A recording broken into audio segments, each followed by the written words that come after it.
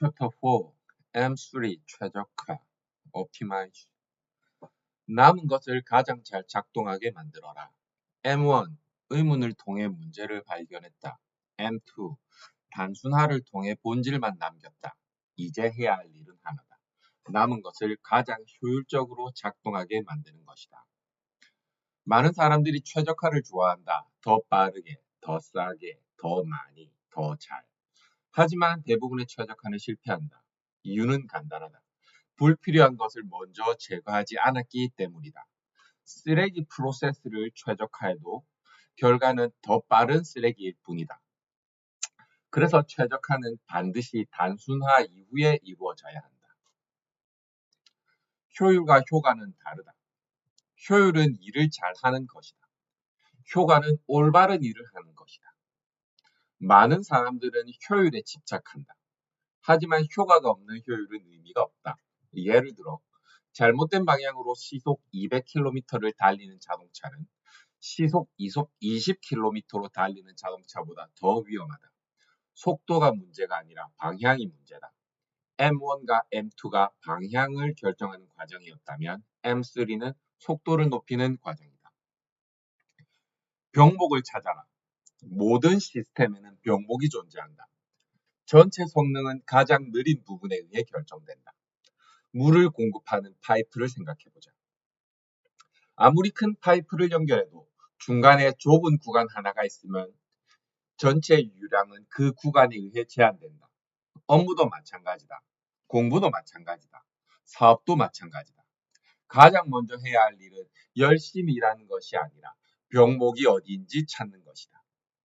80%의 시간을 쓰는 곳을 확인하라. 사람들은 자신의 시간을 어떻게 사용하는지 잘 모른다. 바쁘게 움직였다고 생각하지만 실제로는 중요하지 않은 일에 대부분의 시간을 사용하는 경우가 많다. 최적화의 첫 번째 단계는 측정이다. 측정하지 못하면 개선할 수 없다. 시간, 비용, 반복 횟수, 실패 횟수, 처리 속도, 무엇이든 좋다. 일단 측정해야 한다. 데이터가 보이면 병목도 보이기 시작한다. 공부의 최적화. 하루에 5시간 공부하는 사람이 있다고 가정해보자. 그런데 실제로 집중하는 시간은 2시간뿐이다.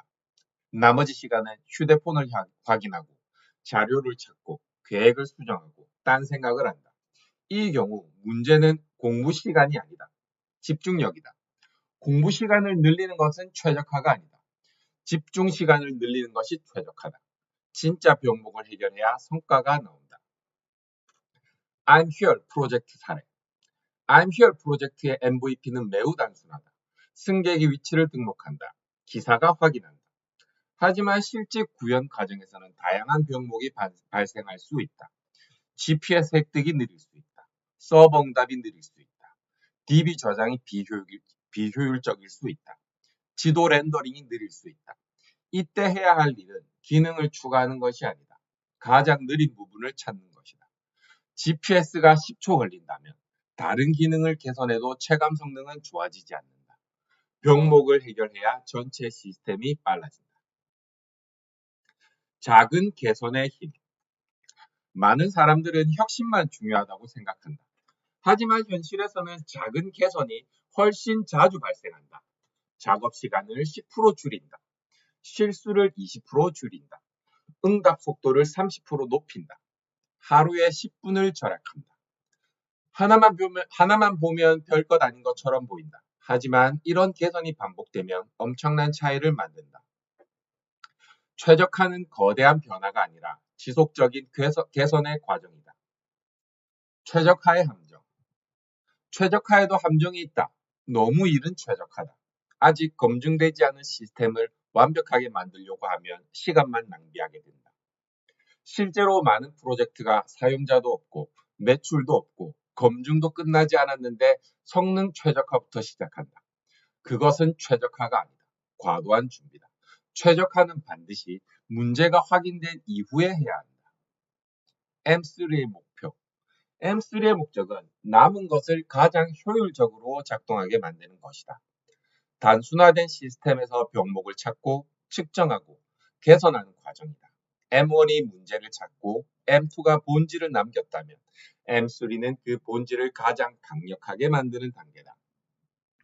하지만 아무리 잘 만들어도 실행이 느리면 의미가 없다. 그래서 다음 단계는 속도다. 가능한 빠르게 움직이는 것. M4, 신속하다.